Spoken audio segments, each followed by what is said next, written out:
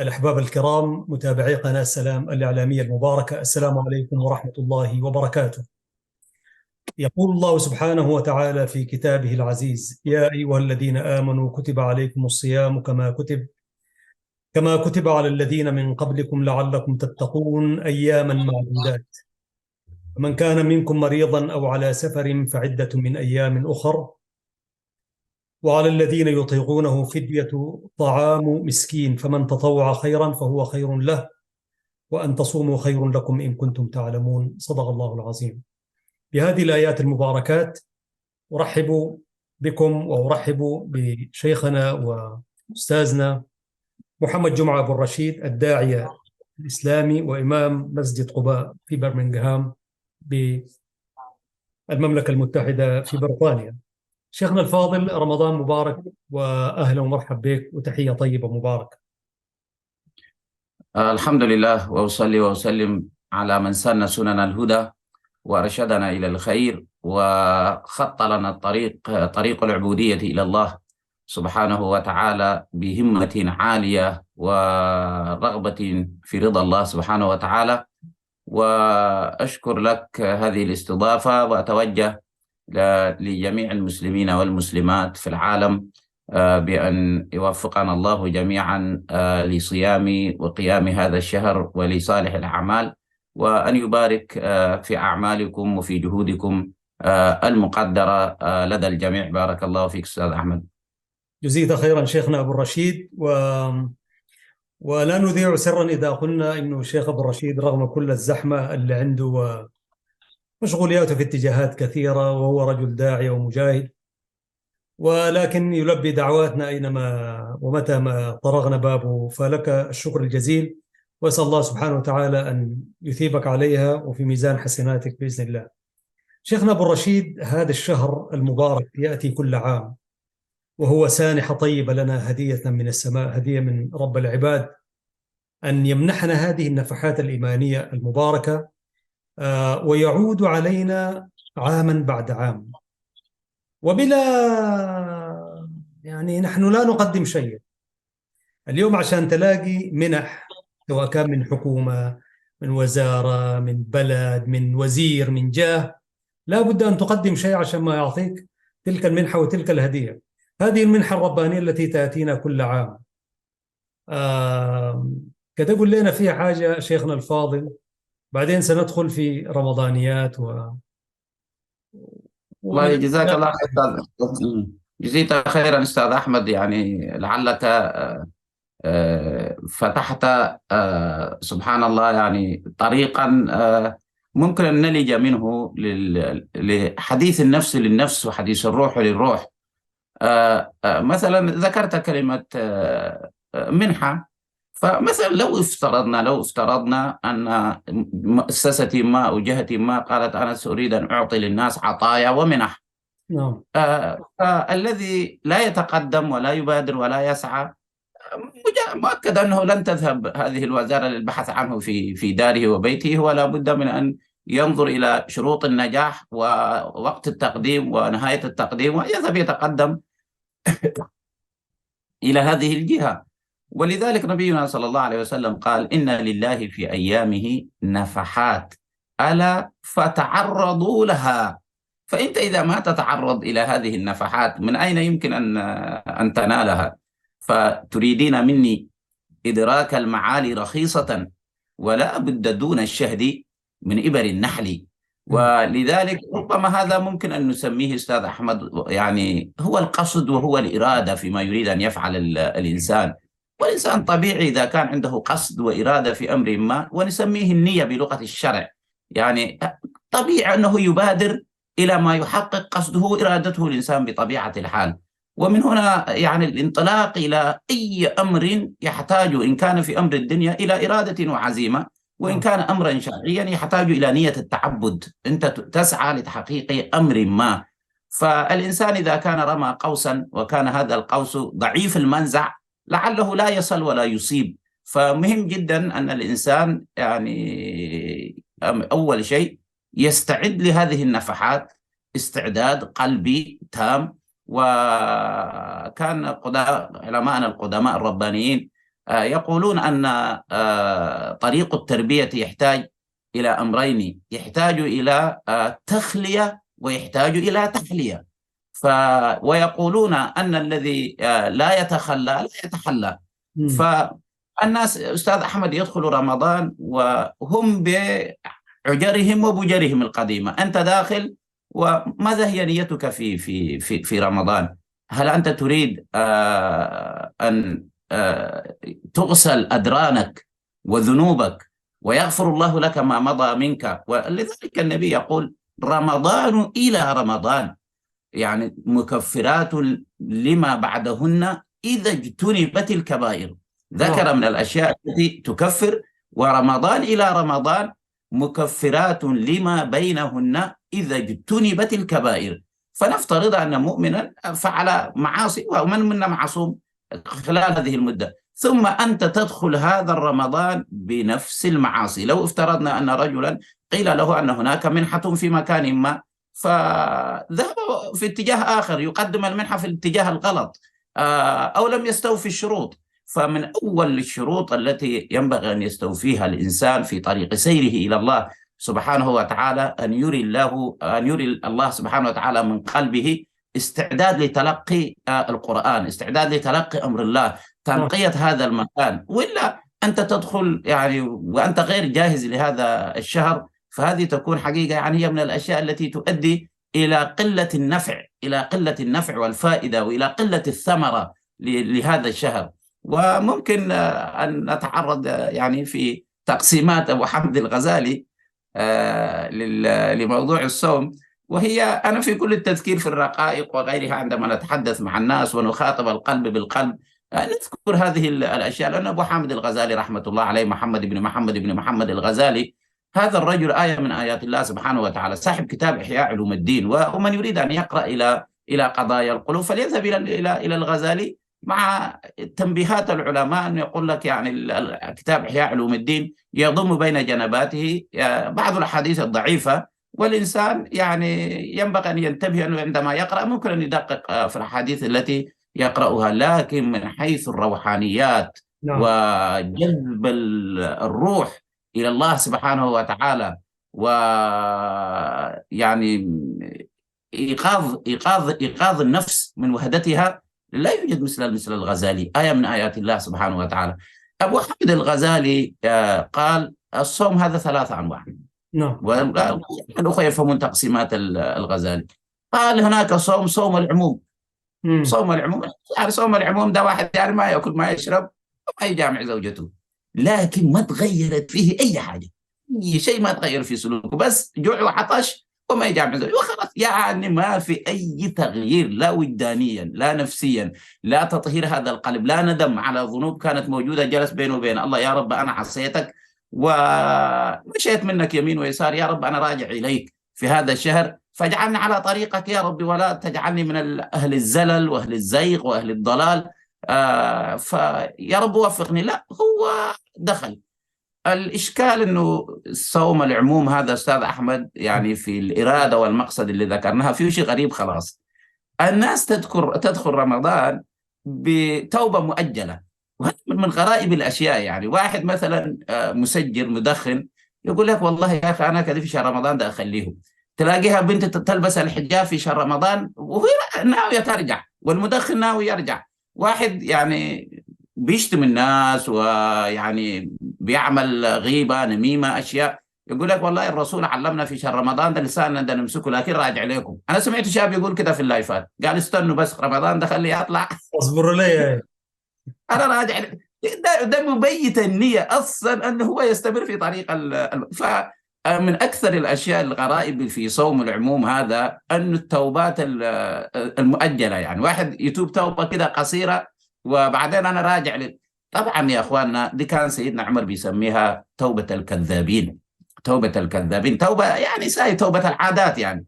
وغالبا أنا لا أقول أن التوبة المؤقتة يعني ليست جيدة، سبحان الله أحيانا الإنسان يتوب يعني عظمة وتقديرا لشهر رمضان وإجلالا لله سبحانه وتعالى، ثم يكون له هذه التوبة طريق إلى الهداية، لكن لا تضمر في نفسك يعني نية أخرى أنك سترجع إلى المعاصي. قل والله أنا شهر رمضان هذا تعظيما لحرمات الله، أيوة أنا حمتنع، لكن تنازع نفسك، يا رب وفقني يا ربي إن شاء الله ما أرجع، حتى لو النفس تحدثك هي حتعود، بس أنت تقول لها لا تقدري وهكذا. فإحنا لا نقول أن هذه التوبة المؤجلة أنه في غالبها هي خطأ، هي فيها طريق خير، بس يعني الأفضل تب إلى الله توبة نصوحة، حتى لو كنت تعتقد ربما ستضعف، لكن قل أنا يا رب لما أضعف خلاص، لكن حاليا أنا قطعت هذه العوائد وقطعت هذه الأشياء المنكرة من حياتي، ثم إذا ضعفت مش مشكلة بعدين تجدد، لكن تبييت النية بالعودة الله يعينك. هذه. أيوة نعم أستاذ الله أحمد، يعينك. رأيتها من الأشياء التي يعني هي أشياء وجدانية قلبية مع الله، علاقة مع الله، وفيها يعني زي ما تقول كده يعني ربنا أنت شايفك وتقول لي يا رب أنا حرجع، بس الشيء اللي جيد فيها أنك فعلت هذا يعني احتراما يعني تقديرا لحرمات الله، وهذا شيء جيد. ربنا سبحانه وتعالى يقول ومن يعظم حرمات الله فإنها من تقوى القلوب، فهذا أمر مهم يعني. نعم، بارك الله فيك شيخنا الفاضل. وفي نفس الوقت أنت تسأل الله أن يعينك، أن يعينك. صحيح. اللهم أعني على ذكرك وشكرك وحسن عبادتك يعني، وإن شاء الله صحيح. أصرف عني هذه البلوى وهذا السوء وما إلى ذلك. ولذلك الإمام الغزالي قال هذا الصوم هو صوم عموم الناس، صوم عموم الناس. فأنا هل نحن الآن هل هذا الصوم بس ما نأكل ما نشرب يعني ما نجامع زوجاتنا في النساء يعني وما نغير أي شيء في سلوكياتنا نهائيا، لا قصدا وإرادة ولا تصرفا وفعلا في واقع الناس، هل هذه المسألة يعني بتؤدي إلى تغيير النفس؟ وإحنا أصلا هذا الدين يا إخوة، القرآن والسنة اللي موجود بين الكتاب هذا بضفتيه، هذا الكتاب كتاب الهداية، هذا الكتاب يا إخوة ما موجود عشان نزين به الجدران أو نقرأه رقية لحفظ الأبدان أو غير ذلك، هذا الكتاب هو منهج التغيير في حياتنا. أنت إذا تريد تغير غضبك، سلوكياتك، طمعك، شرهك، تكبرك، عصيانك، تمردك، إساءتك للخلق، ما الذي يغيرك؟ هو أنت حتمشي للطبيب ويغير لك السلوكيات؟ الطبيب لا يغير السلوكيات، الطبيب يعالج الأبدان، لكن معالجة القلوب رب ترك لها هذا الكتاب العظيم، وترك لها أفعال النبي صلى الله عليه وسلم في تربية نفسه ومعالجته، وكذلك في تربية أصحابه وتغيير سلوكياتهم. شالهم من مجتمع جاهلي كان في الحضيض إلى أمة وقادة وسادة غيروا أنفسهم وغيروا الدنيا معهم. فالصوم هذا يعني هل الآن الواحد لو فكر يا رب أنا بس كذا يعني خلاص أنا بل للأسف والله يا أستاذ أحمد في أشياء تكاد تكون الإنسان أحيانا يعني مثلا نحن معشر الدعاة لابد علينا أن نتحلى بالصبر وتكون كلماتنا رقيقة وطيبة تتسلل إلى قلوب الناس، لكن أحيانا ترى أنت أشياء تقهر قلبك. أنت لما ترى إنسان يقول لك والله في رمضان يا أخي السنة دي معروضة شنو المسلسلات مثلا، ويبدأ أي المسلسلات أنقى وأيهما أفضل ويقطع التراويح عشان يمشي يشاهدك.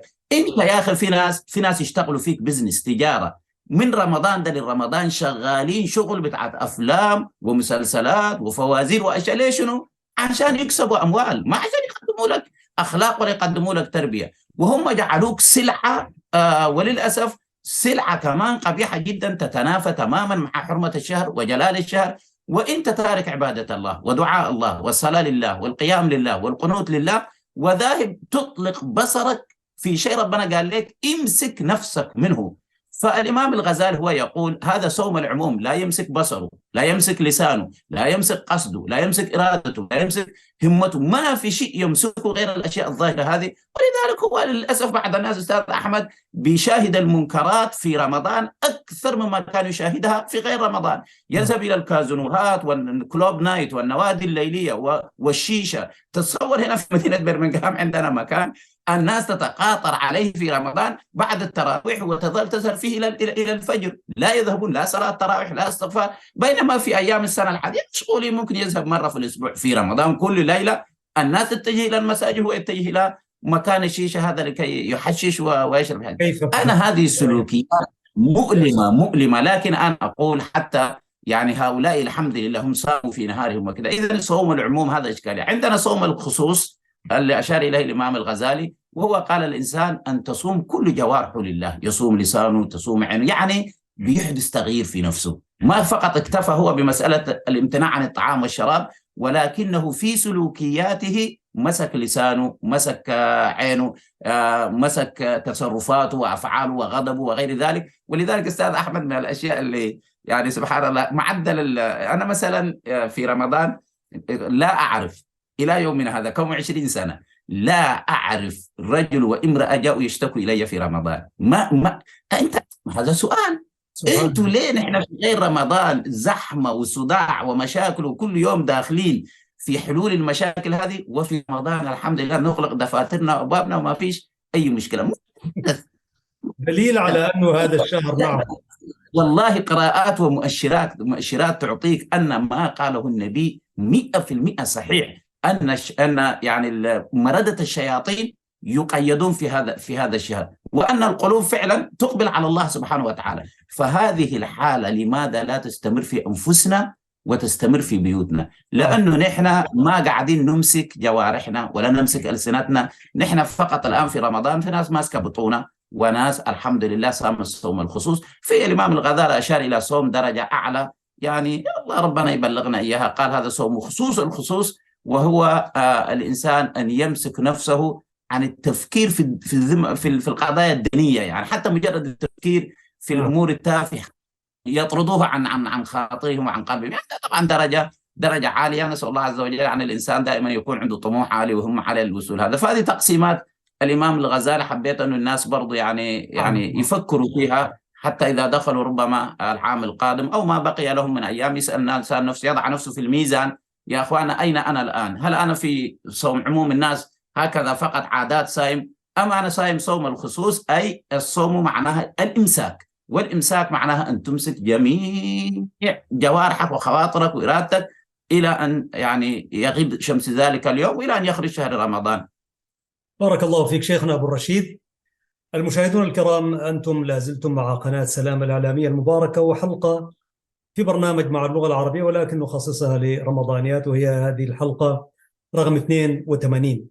شيخنا أبو الرشيد، حتى لما نرجع للآية الكريمة، الآيات النزلت في الصيام في كتاب الله سبحانه وتعالى، لما نقارن بالأحاديث النبوية التي ذكرت فيها الصيام وأركانه وسننه وكده، بنلقى عدد آيات محددات، بينما قرابة 50 حديث نبوي صحيح يعني ذكر فيها الصيام وسنن وما إلى ذلك. لكن إذا تأملنا، وأنا أدعو المشاهد الكريم أن يتأمل في كتاب الله وهو يقرأ، يعني يتدبر المعاني البلاغية والمعاني الإيمانية الموجودة حتى في الآيات، من آية 83 إلى الآية 87 بعد 100 طبعا في سورة البقرة. الله سبحانه وتعالى عندما يقول كتب عليكم الصيام، يعني ودائما لما نقول كتب عليه أنه من تولاه فإنه يضله إلى آخر الآية، ولما يكتب عليك ليس كمن يكتب لك، فلك أو عليك كما نقول. وهنا دليل على أن الصيام كتب عليكم الصيام وليس كتب لكم الصيام، دليل على أن الصيام فيه مشقة وفيه تعب ودليل على أنه هذا الدين الحنيف يعني كأنه كان يخاطبنا نحن الأعرابي الذي كان في مدينته أو في ريفه. المغريات والتحديات وما كانت كثيرة، يعني يؤمن بالله سبحانه وتعالى ويكفر إن أشاء لا قدر الله، وبعد ذلك إذا دخل الإيمان المغريات عنده ما كثيرة، يتجنب الربا ويتجنب الإزلام وغيره وغيره زي ما أنت عارف شيخنا أبو الرشيد. إنما نحن في هذا العصر المغريات كما ذكرتم، مغريات رمضان في المسلسلات والأفلام وما إلى ذلك، مغريات التجارة ذات، هناك من ينظر إلى رمضان موسم تجاري بعد، حتى خارج الأفلام والمسلسلات وما إلى ذلك، ومغريات التكنولوجيا الحديثة، تكنولوجيا المعلومات والسوشيال ميديا وغيرها. وكأن هذا الدين يخاطب هذه الأمة والتي ستأتي بعد ذلك، كتب عليكم الصيام كما كتب على الذين من قبلكم. يعني هذا الصيام المكتوب لك، وليس الصوم كذلك، الصيام بحيث هو. فهذا دلالة على أنه أيها الناس، نحن هذا الشهر مع كل مغفرته ورحمته وإحسانه، لكنه شهر التحدي، شهر الامتحان، شهر الابتلاءات، شهر تتزود فيه وتتنازل عن كل أشياء عشان ما تقدم إلى الله وتطلع بعد ذلك بنتيجة درجة امتياز جيد جدا مقبول. الناس يطلعوا دون المقبول كمان والعياذ بالله. ولذلك أنا أحب أن تلفت عناية المشاهد الكريم في عبارة كتب عليكم الصيام كما كتب على الذين من قبلكم. إذا عرفنا أننا أمام تحدي، مش كفاية أنك تقول له صايم هاي صلاة التراويح وما إلى ذلك وبتاع، لكن داخل هذا الصيام ليغير حياتك، ليغير منهجك في الأشياء وما إلى ذلك. تفضل شيخنا أبو رشيد.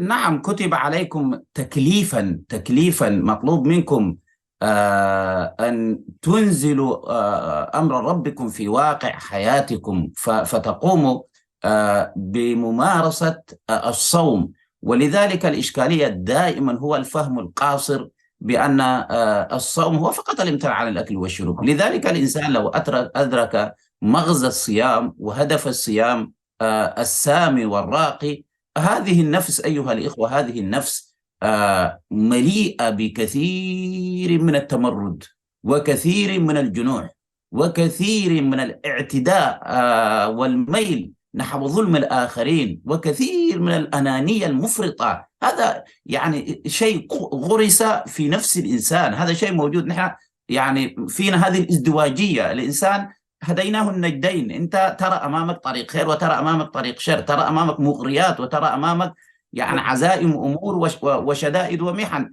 ترى طريق فيه مشقة يؤدي إلى الجنة وطريق فيه لذائذ ومتع يؤدي إلى النار والعياذ بالله. والنفس لها رغبات ولها شهوات ولها الاستعجال في نيل الشهوات العاجلة.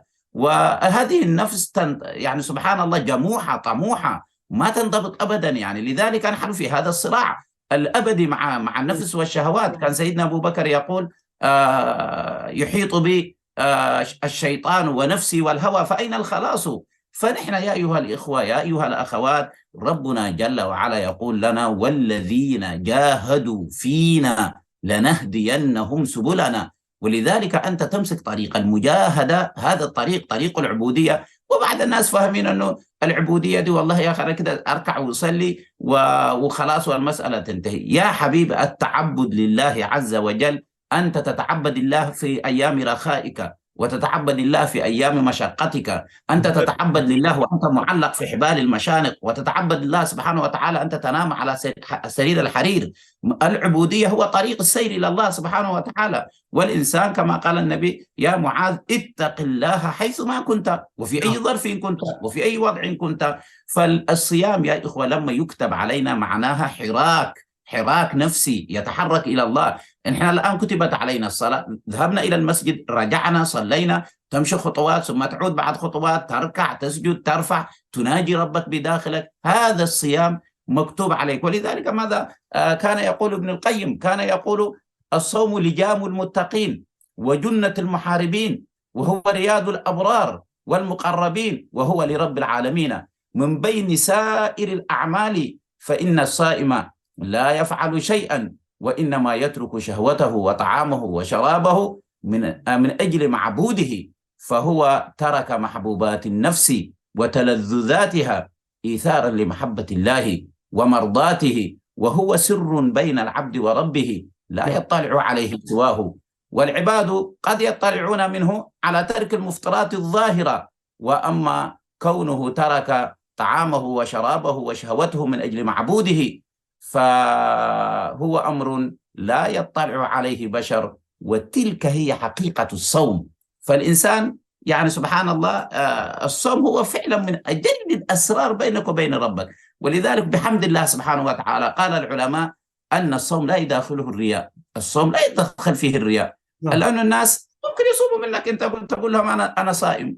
الآن أنا أقول للأخوة صائم، هل يحلفون على المصحف أني ما أكلت وما شربت؟ من يدري عني؟ ربما دخلت في الغرفة وشربت.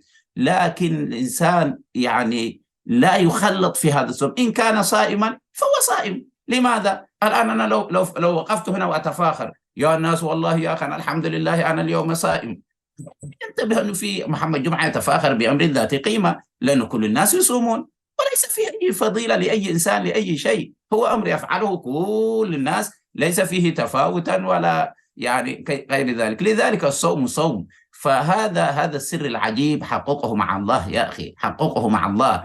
أنت قل يا رب بهذا السر الممدود بيني وبينك أنا أقدر أكسره، أمشي أدخل في غرفتي وأكسر هذا الشيء ولا يدري بها أحد. الناس سيقول والله محمد جمعة الصائم، خلاص. لكن يا ربي أنا ممتنع من أجلك، لا أفعل هذا وأنا في ظلمة غرفتي. أنا أتحرز قبيل الإمساك أن لا أفوت وقتي، وأنا حريص أن أمسك في الوقت، وأنا حريص أن لا أفطر قبل الوقت، وأنا حريص أن لا أجرح صيامي، ما أخلي جرعة ما تتجاوز إلى أتحرز وأمتنع وأجتهد أن لا يحصل مني هذا. كل هذا يحدث يا ربي من أجلك، حتى مجرد أنه شيء يتسرب إلى حلقي أنا لا أفعله، أجتهد في هذا. يا رب أمامي طعام بعرق جبيني كسبته ومطبوخ وموجود، لكن أنا ماسك نفسي منه يا رب العالمين، حلال. فسبحان الذي جعل سر الأسرار في هذا الصيام. ولذلك سبحان الله كان أبو ذر يقول: إذا صمت فتحفظ ما استطعت، إذا صمت فتحفظ ما استطعت. لذلك الإنسان يفعل هكذا، يتحفظ في الصيام، وهو تحفظ قلبي وليس تحفظ ظاهري الذي نراه. لذلك هذا الأمر له كونكشن مع الله مباشرة. فهو والله فيه سر عظيم هذا الصيام، والناس لا بد أن تقدر هذه المسألة أنها ممتنعة عن الحلال الطيب لوجه الله سبحانه وتعالى. وأتعجب أن الإنسان الذي صام وامتنع عن الحلال كيف يفطر في يوم العيد على الحرام. هذا شيء من الطعام الحلال، من الطعام الحلال قدامك، زوجتك الحلال، تمشي تنتهك الحرمات في يوم العيد مباشرة. ما التربية التي تلقيتها؟ ما التغيير الذي حدث في نفسك؟ 30 يوم أنت داخل كورس مكثف تطلع منه بلا أي فائدة. هذا يا أخي معناها أنت إنسان ضعيف الإرادة، ضعيف يا أخي عندك فترة من الزمن. لكن سبحان الله مباشرة من عصى يوم العيد فكأنما من عصى يوم الوعيد. هكذا العبارة كنا نسمعها في مشايخنا من كرن وفي عنسبة، وكنا نستغرب يعني من هذه العبارة: من عصى يوم العيد فكأنما من عصى يوم الوعيد. لأن أمر عجيب، يعني أن الإنسان 30 يوم كورس تقول له ماذا استفدت منه؟ قال والله ما سمعت ولا استفدت ولا انتفعت، حسبي الله ونعم الوكيل. فهذا أمر مخيف.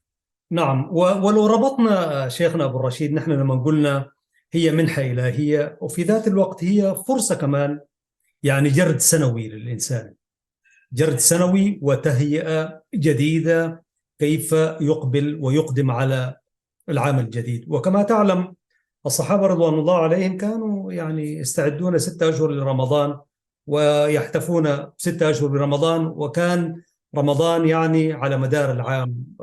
وهذه طبعا نحن في زمن الابتلاءات، لكن لو خدينا بس يعني أمامنا إنه يعني هذه الفرصة وربطناها بالموت، يعني والإنسان ده كل نفس ذائقة الموت إلى آخر الآية، ومعروف إنه الموت حق والحياة برضو حق وباطل.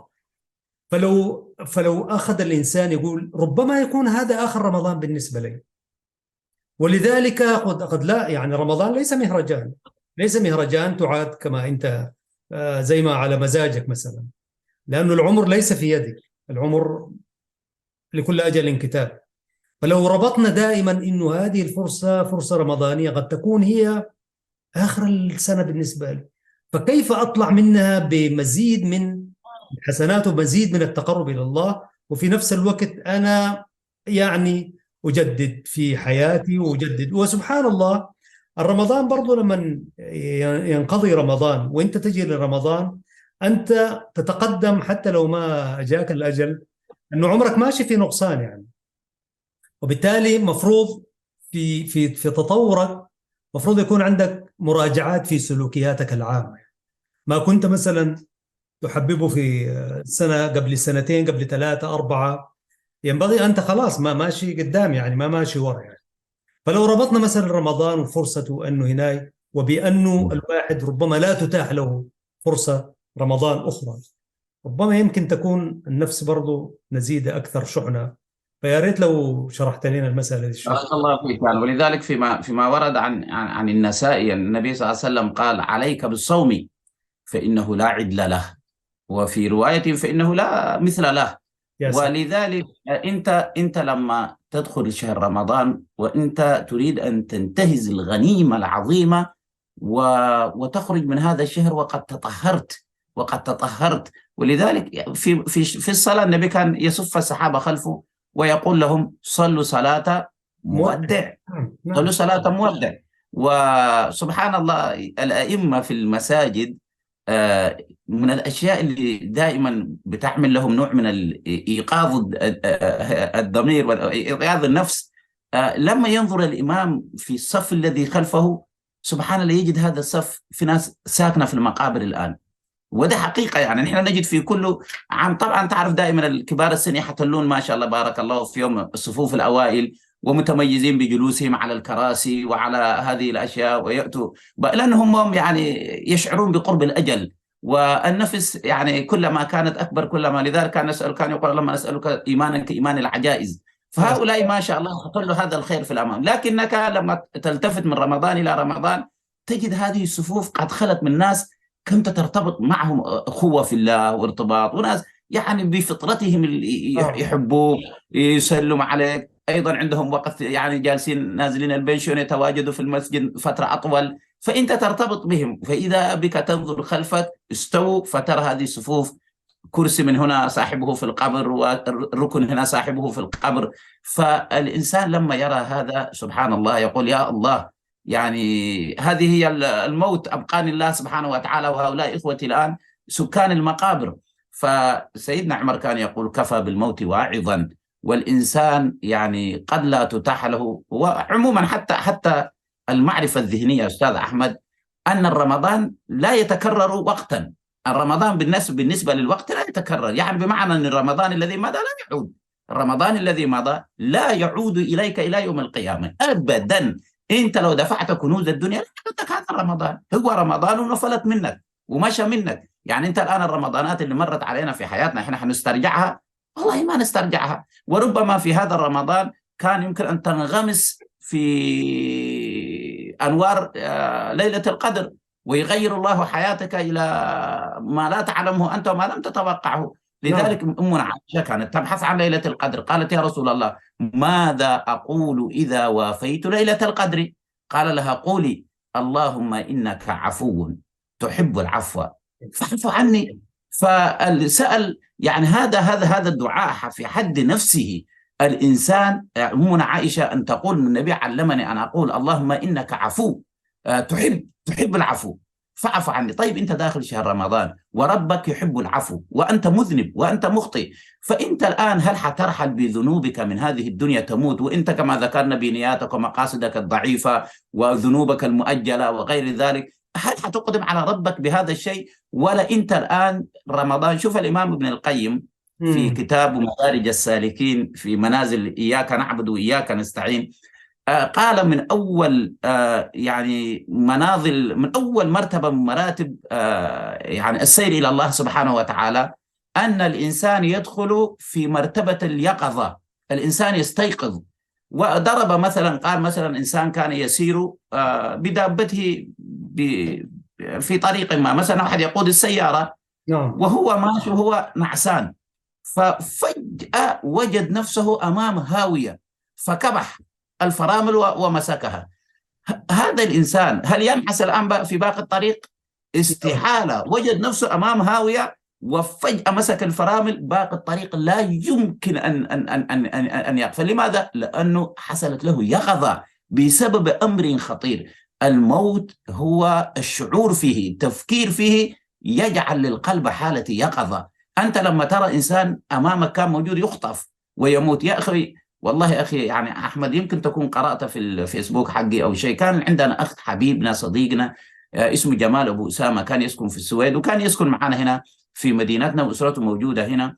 الأخ جمال أنا وهو التقينا وكثير من الأخوة في عرس في أحد أبنائنا، وكان ما رأيت فترة طويلة. أنا وقتها كنت ماشي لمؤتمر الشباب المستقل في ألمانيا، فقلت له أنا ماشي الويكند هذا وراجع، لما نرجع تجي أنت وأولادك تتغدوا عندي لأنه زمن طويل ما شفتك ولا قعدنا. قال لي بس يا شيخ محمد جمعة إن كتب الله لنا العمر أكد لي في الموعد. قلت له أبشر أنا لما أوصل إن شاء الله. والله يا إخوة أنا لما عملنا لاندن نزلت في مطار بيرمنغهام، الواتسابات تدخل عندي جمال أبو أسامة رحل إلى الله. يعني شيء عجيب يا أخي. جمال كان يمني ويتأمل أن يصوم معنا هذا الشهر، الآن هو في المقبرة. فيا إخوة بارك الله والله لا مرض لا أي شيء. الأخ صلى صلاة العشاء مشى بيته اتمدد في سريره، جاء ولده يقول يا بابا عشان مش عارف يوقظوا صلاة الفجر ولا يسأله حاجة ما يرد.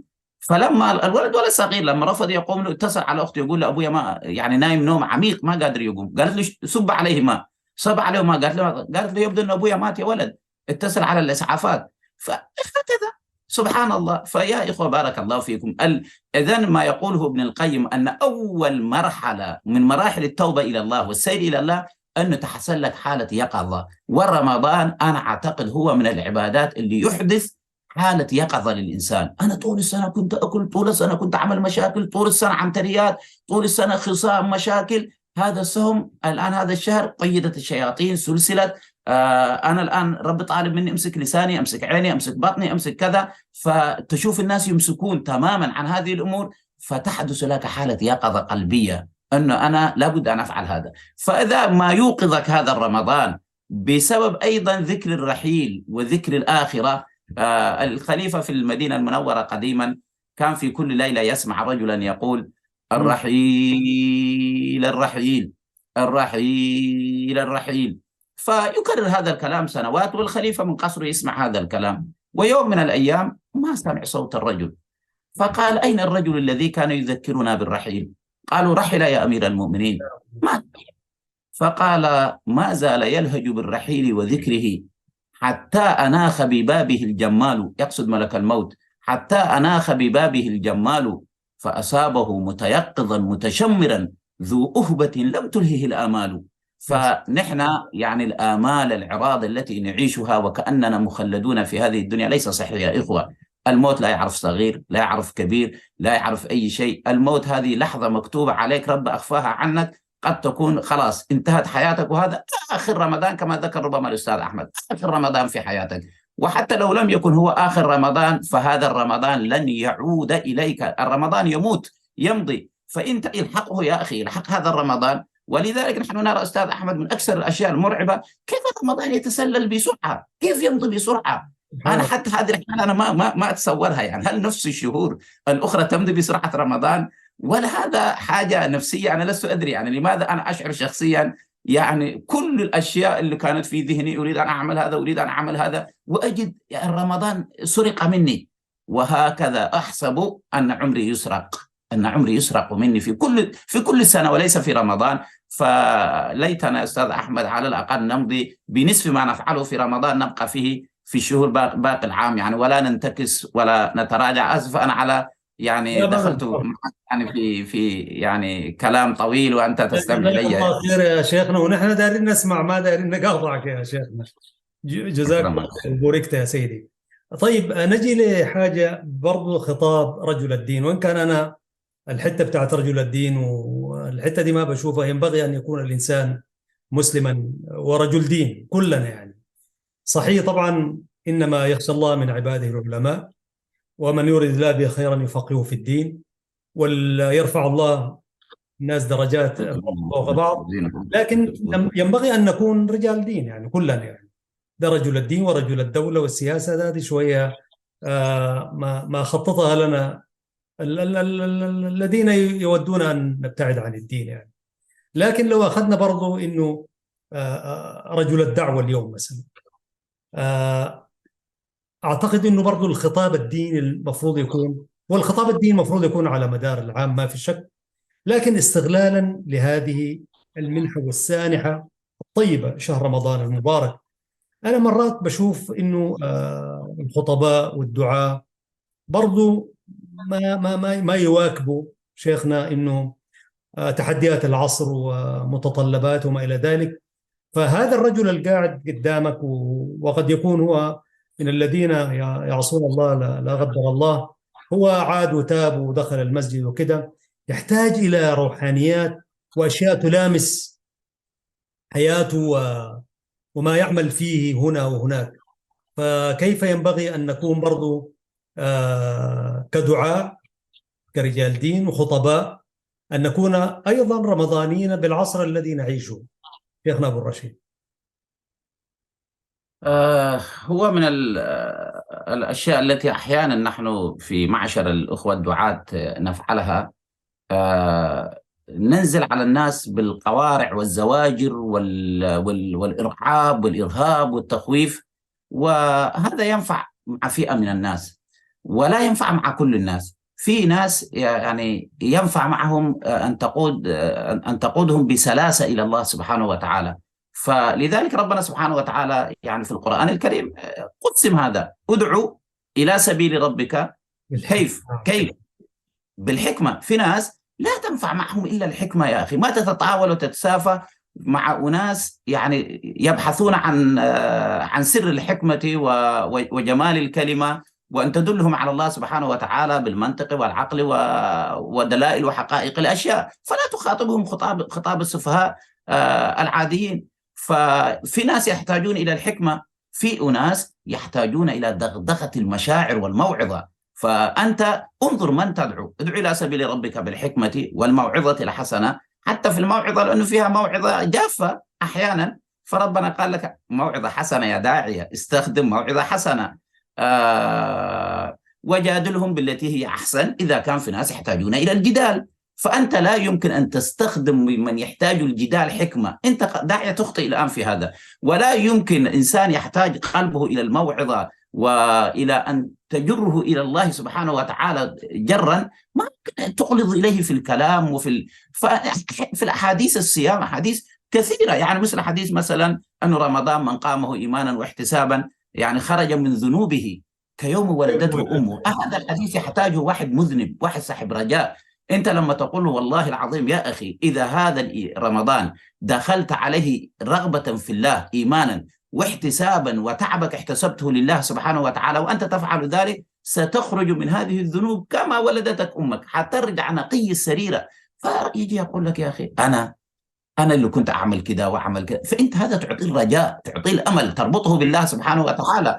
ما تجي تقول له يا أخي أنت إذا ما رجعت والله ربنا حيحرقك في النار لا، يعني ما بهذه الطريقة. إذن الداعية عليه أن يعرف أحوال المدعوين، فخاطب الناس بما يحتاجونه من أسباب الهداية وأسباب. إذن الداعية عليه أن يقرب الناس إلى الله سبحانه وتعالى بشتى الطرق. الآن من الأشياء التي حقيقة بالذات نحن يمكن كمجتمع إريتري ما ينقصنا هو أنه دعاتنا أغلبهم ليسوا متواجدين يعني في الفضاء العام. هذا هم موجودين في خلاويهم، في مساجدهم، في شوارعهم، يؤدون رسالتهم الحمد لله رب العالمين في أماكن عديدة، لكن تظل الرسالة هذه محدودة في من حولك من الناس. لكن إذا أنت تستطيع أن توصل إلى أكبر قدر ممكن من الناس، فأنت أخرج رسالتك إلى الناس. لا بد كما قال سيدنا إبراهيم: وما يبلغ صوتي يا ربي. قال أنا كيف أنادي؟ يعني أين يبلغ صوتي؟ هل يتجاوز أصداء جبال مكة؟ قال عليك النداء وعلينا البلاغ. الداعية أنت صوتك يحمله الله سبحانه وتعالى إلى الناس. والله يا أخي أحمد أمر الدعوة هذا طبعا نتكلم فيه مرة أخرى، أمره عجيب. أنت أحيانا تكون لواحد في الشارع كده وتتكلم معه وأنت داعية في كل مكان، بتنظر أمامك يعني نقص في الناس، تنظر أمامك قصور، ترى أمامك منكرات، ترى أمامك أشياء. فأنت لابد أن تلقي كلمة، لابد أن تقول شيء ولو بطريقة يعني غير مباشرة. فأنت تفاجأ بعد كذا سنة يقابلك واحد يقول لك والله يا أخي جزاك الله خير، أنا يعني أنت خليتنا أرجع من هذا الموضوع. متى كذا؟ والله يا أخي أنا ما أذكر. فأنت ما تعرف أين تثمر كلمتك يا أخي. لكن هي هذه الكلمة حتى تثمر يا داعية، حتى تثمر أسقها بماء الإخلاص، اسقها بماء الإخلاص لله، والحرص على الناس. فأحيانا بعض الناس كما قال النبي: أنت حرص على هداهم فإن الله لا يهدي من يضل. في بعض الناس أنت تزعج نفسك معهم الليل والنهار قد لا يهتدون، الهداية ليس بيدك. ولذلك إذا رأيت مهتدي فلا تقول هذا، أو إن أرشدته إلى شيء والله ما تقول هذا أنا كنت سبب. أنت مجرد سبب. اليوم أمس صباح أنا كنا هنا في التيك توك لايف طالع، وقرأت أذكار الصباح، وبعدين قرأنا ورد قرآني، ثم قلت للأخوة: إذن يا إخوة الآن يعني علينا نحن اللي موجودين، إذا كنتم يعني وقت الضحى للناس الموجودين معي، يا ريت لو اللي عنده وقت الآن يطبق هذه السنة فقط الآن نعملها، يعني نمشي نصلي ولو ركعتين صلاة الضحى. اليوم لما رجعنا قرأنا الأذكار وقرأنا كذا، واحد من الشباب قال: يا أخي الله يجزيه خير، أول مرة في حياتي بيصلي صلاة الضحى أمس. يعني أنا يعني أنت بشيء بسيط قد يكون في نظرك، لكن لا تدري أين يثمر وكيف يثمر وأين يقع. إذن الداعية من الضروري جدا أن ينتهز يعني المواسم لتقديم الدعوة. وأنا أحسب يا أستاذ أحمد الآن قد ينظر الناس إلى هذه المقابلة يقول لك أحمد شريف والله استضاف محمد جمعة.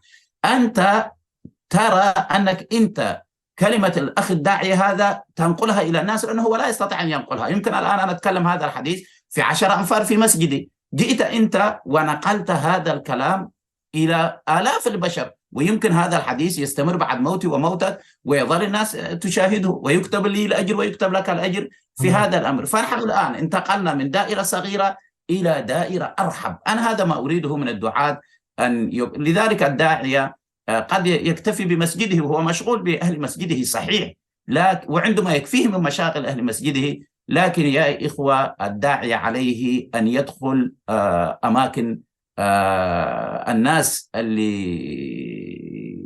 الناس يا أخي، الناس اللي عايشة كرب، ناس يعني داخلة في وحل المعصية وما عارفين يخرجوا منها. من يخرجهم إذا أنت ما تذهب إليهم؟ هل رسول الله صلى الله عليه وسلم الآن لو بيننا يا أستاذ أحمد كان نفسه حتصبر على ما يراه من الخنا والفجور، وانت بدأت بهذا الكلام زمن التفاهة وزمن الحقارة الذي نحن فيه، هل كان رسول الله صلى الله عليه وسلم سيرضيه هذا الزمن؟ نبينا صلى الله عليه وسلم مؤكد إذا وجد وسيلة يوصل بها الدعوة إلى الناس كان سيستخدم أقصى ما يملك من الوسائل اليوم لمخاطبة الناس والحديث معهم، وكان يفعل ذلك صلى الله عليه وسلم. أكثر شيء فعله أوجد منبر جامع للناس، منبر جمعة، ويقف عليه ويخاطب الناس، وكان يذهب في الأسواق يخشى الناس في الأسواق ويخشاهم في كذا. فإن وجد وسيلة مثل وسائلنا لما لا يستخدمها؟ فأنا يعني نصيحتك هذه بالنسبة للدعاة أستاذ أحمد، عليهم أن يخشوا الناس. زمان الداعية كان يتعب عشان يدخل، أحيانا يخرج الناس من الخمارة،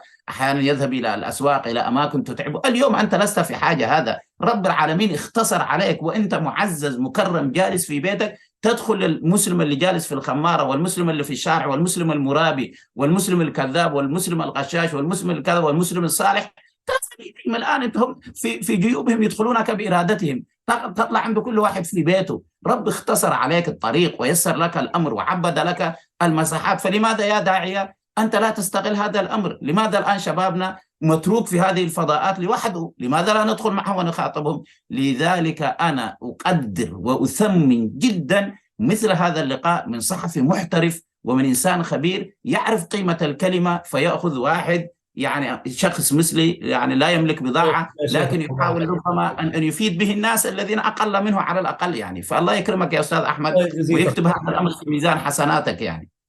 جزيت خيرا يا شيخنا، بارك الله فيك. والله نحن أنتم شعل بالنسبة لنا ونستفيد منكم، وليس أفضل من أن يدعو الإنسان، ومن أحسن قولا من دعا إلى الله وعمل صالحا وقال إنني من المسلمين.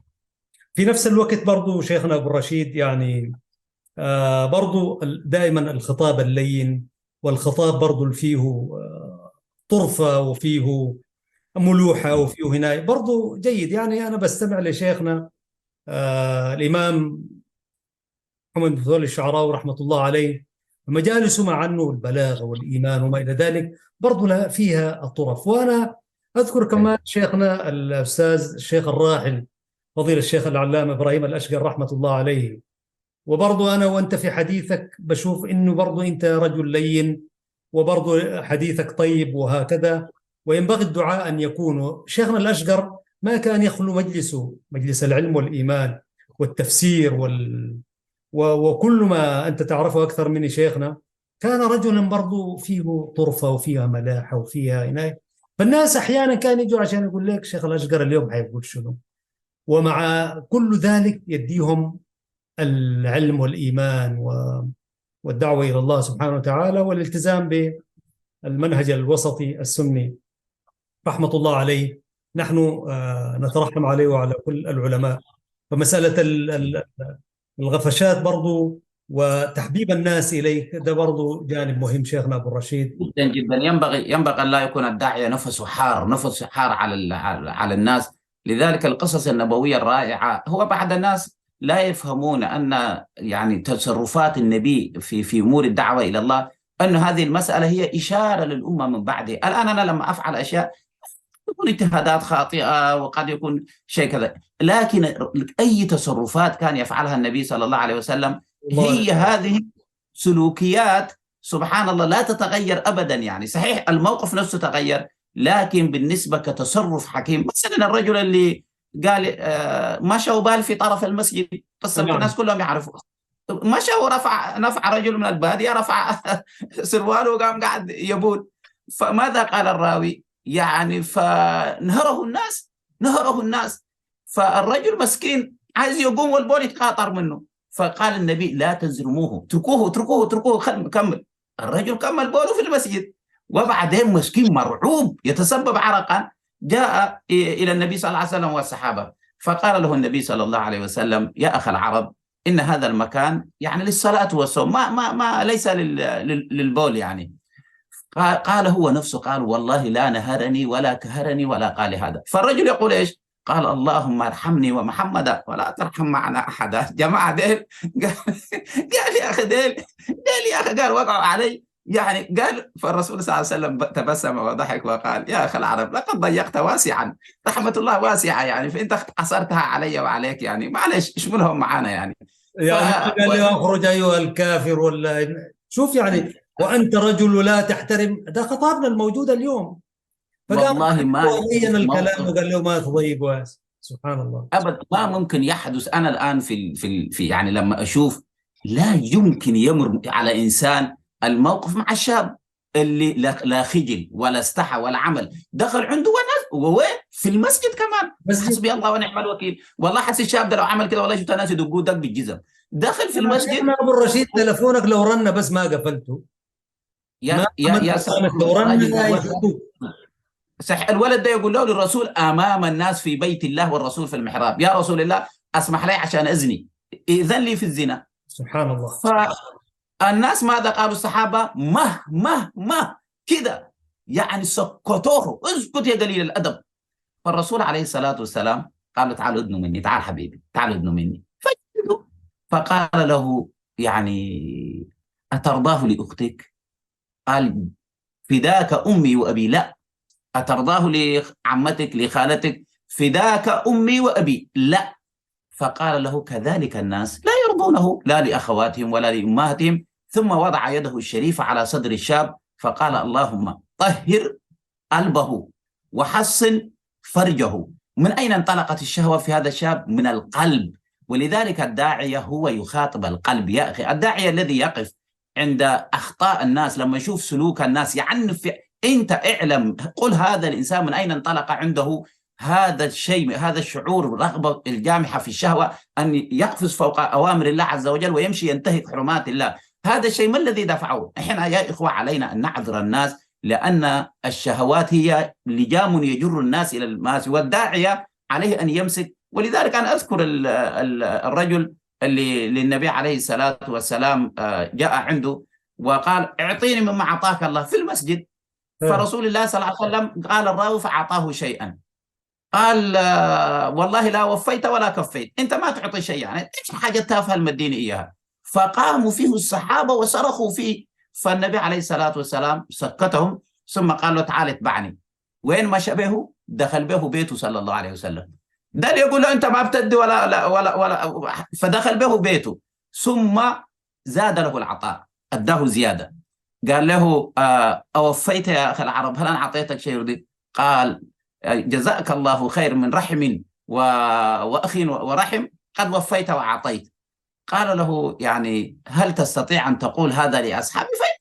أوقرت قلبهم عليك، هل تستطيع أن تقول لهم هذا الكلام؟ قال بلى. فخرج معه ثم قال النبي صلى الله عليه وسلم اسمعوا يعني ماذا يقول. فقال النبي صلى الله عليه وسلم، قال الرجل جزاك الله خير من أخ ورحم فقد أعطيت وأوفيت. فقال أراضٍ أنت؟ قال نعم راضٍ أنا. قال صلى الله عليه وسلم هذا الرجل حالي وحاله كمثل رجل نفرت منه دابته فذهب الناس خلفها وهي تنفر منهم، فذهب إليها وعللها بشيء فرجعت إليه فمسكها فأخذ بخطامها. الداعية هو هذا، ما يقف عند السلوكيات الشاردة للناس. يشوف واحد في رمضان فاطر، يشوف واحد في رمضان بيرتكب مخازي أشياء، ما يا أخي أنت شايل لك يعني مقمعة وتضرب فيه، لا، حاول تجره إليك وقل اللهم حصن فرجه وطهر قلبه. الداعية قبل أن يخاطب ويعنف في سلوكيات الناس هو يحن ويرحم بهؤلاء العباد وينظر إلى هذه الشهوات والعواصف والشبهات والشكوك والظنون التي بعثرت استقرارهم ودفعتهم إلى هذه الأشياء. ينبغي الداعي أن يكون صاحب قلب رحيم بالبشر ويحاول بأبسط الوسائل أن يجرهم إليه، ثم أن هذا الداعي عليه أن لا يتعالى على الناس ولا يتكبر عليهم. فوالله والله يا أستاذ أحمد، جعل الله أناس كانوا فساق صالحين، وجعل الله ناس كانوا صالحين فسقا. هذا الإنسان قد يرفعه الله إلى مقامك وينزلك الله إلى مقامه. أنت ما عندك ضمان عند الله سبحانه وتعالى. ربنا سبحانه وتعالى مقلب القلوب، فلا تأتي تحتقر عباد الله وتنظر باحتقار إلى أي إنسان مهما كانت درجة خطئه. وأنا معلش الحلقة طولت، لكن في قصة أذكرها دائما لأنها الحديث إن شاء الله درس في حياتي. والله يا أستاذ أحمد هذه القصة لا تنسى. أنا كنت أسكن في قرية صغيرة في روبا، وبعدين بعدنا كانت في قرية صغيرة أخرى، وهذه القرية الصغيرة يعني ما عندها لا دكاكين، فقط سكن يعني ومنطقة محدودة، فيمر عليها باص نحن يمضي عليها. كانت هذه القرية تسكن فيها أخت مغربية يعني من دولة المغرب، ويبدو أنها كانت مولودة في هولندا وكذا، فشابة كانت يعني تلبس لبس حتى الكافر يمكن أن يلتفت منها. فأنا من شكلها شايفة مغربية وكده، فسبحان الله شوف الطريقة اللي الإنسان أحيانا يتعامل بها. لم أحاول أن أكلمها، ولم أحاول حتى للأسف أن أدعو لها أن رب سبحانه وتعالى يهديها. كل شيء اللي كان في قلبي داخلي يعني كيف هذه يصل بها الحال إلى هذا الشيء. كاسية عارية يعني استغفر الله، وفي داخلي منها شيء من الغضب وكده، وكلما تركب في الباص قلبي ينقبض منها. مرت سنة سنتين، الموضوع مش بسيط. والله يا أستاذ أحمد هذه البنت يوم من الأيام بكامل حجابها تركب في الباص، بكامل حجابها. وبعدين قدر الله سبحانه وتعالى أن الباص كان ممتلئ، لم تجد مكان إلا جنبي، فجلست هناك. أول مرة أقول لها السلام عليكم. عليكم السلام. قلت لها يا أختي ما شاء الله تبارك الله، ما هذا؟ قالت لي والله أنا أمس كنت في محطة القطار وسألني رجل جزائري عن مكان يذهب إليه، قالت فدللته على الطريق. قالت انطلق شوية مشى ثم رجع إلي وقال لي الله هذا الجسم الجميل، هذا الشكل الجميل، أنت أكره نار جهنم والعياذ بالله. طبعا أسلوب الرجل خطأ، لكن بعض الناس يعني أحيانا الكلمة القاسية قد تكون سبحان الله أنت ما تدري يعني. الرجل قالت والله كنت أذهب إلى العمل رجعت. قالت هذه الكلمة دقت صدري، وأنا أظن هذه البنت كانت هي عندها اهتمام بجسدها الجميل، فلما هو جاء أن هذا الجسد سيحرق دقت الكلمة في قلبها. قالت فرجعت إلى البيت واعتذرت عن العمل وبقيت في غرفتي أبكي طول النهار، واليوم الثاني لبست الحجاب وطلعت بي. ما الذي كان يمنعني أنا آنذاك هذه البنت أن أقدم لها كلمة أن أدعو لها؟ من هذا الدرس تعلمت وتذكرت قول الناس المسلمين في مكة لن يسلم عمر حتى يسلم حمار الخطاب.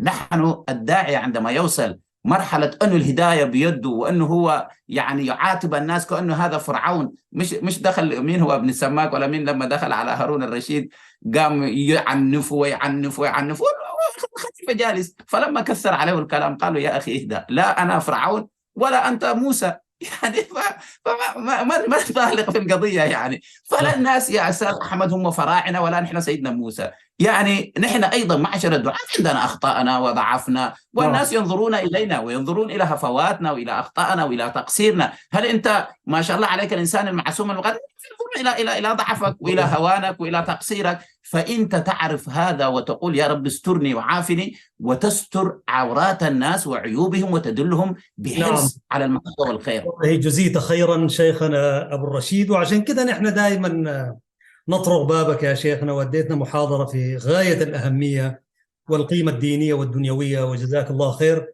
وإن شاء الله في ميزان حسناتك.